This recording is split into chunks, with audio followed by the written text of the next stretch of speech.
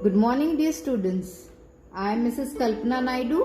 Let's start with Standard 8 Civics, Chapter 2 Understanding Secularism.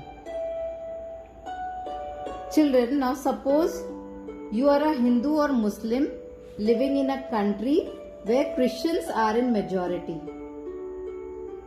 You come across Christian fundamentalism from time to time. Even if you are there, that country's citizen and have all valid documents, still you have a hard time while renting a home. These things are bound to make you unhappy. On one side, you will feel that even Christians deserve to be treated in the same manner in area where Hindus and Muslims are in majority. This is the way of retaliation. Children, in Standard 7th also we have seen how Ansaris were discriminated on the basis of their religion. Now, however, as a responsible citizen, you will also feel that everyone is liable to get justice. No one should be discriminated on the basis of their religion. This example demonstrates that there should be no discrimination against one's religious beliefs. It is an essence of secularism. Now, coming back to this chapter, India is a democratic and a secular country. Democracy and secularism are very tightly held. Do you know what democracy is?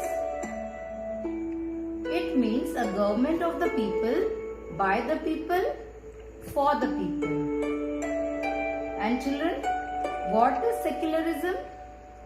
It means equal treatment of all religion by the state, that is the country.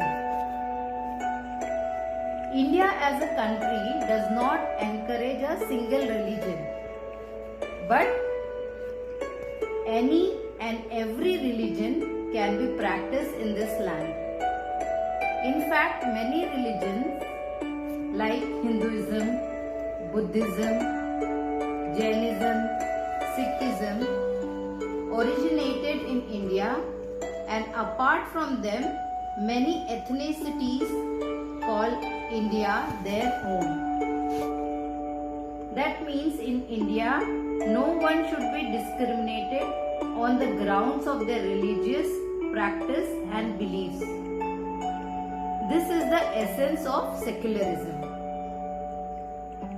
Now children, but how can we ensure that it is actually practiced?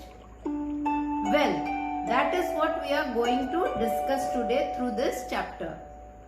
If we look back in time, we can see people have been discriminated on the basis of religion.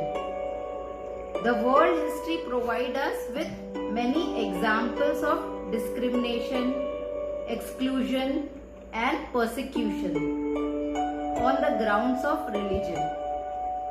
Discrimination on the basis of religion.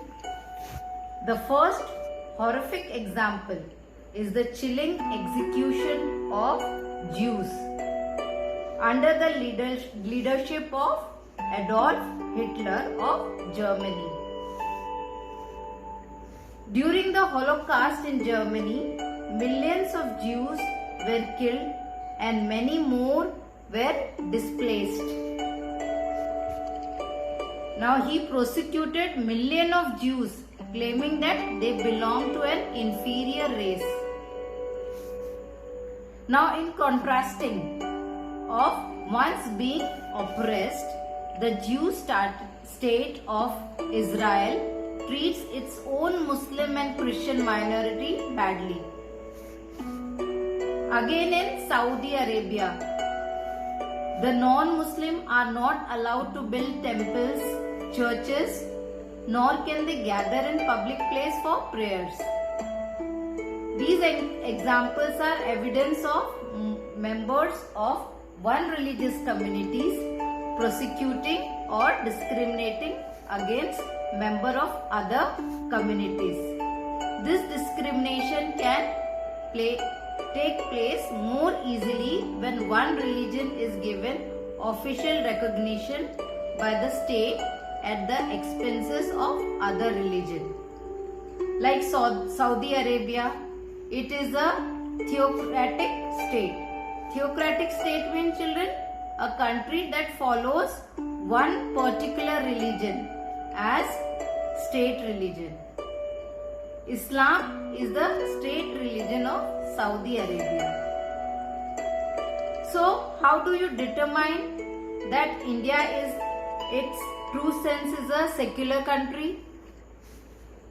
Well, in the Constitution of India, it gives us fundamental rights that protects us against the state's power and against the domination of the majority.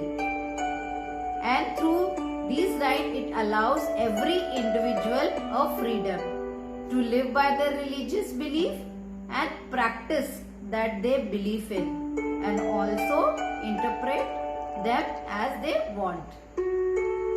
India as a state has adopted a strategy of separating the power of religion and the power of state. And this secularism refers to the separation of religion from the state. So the conclusion we can say, children, India is a secular country with the belief that no one should be discriminated on the basis of the religion they follow.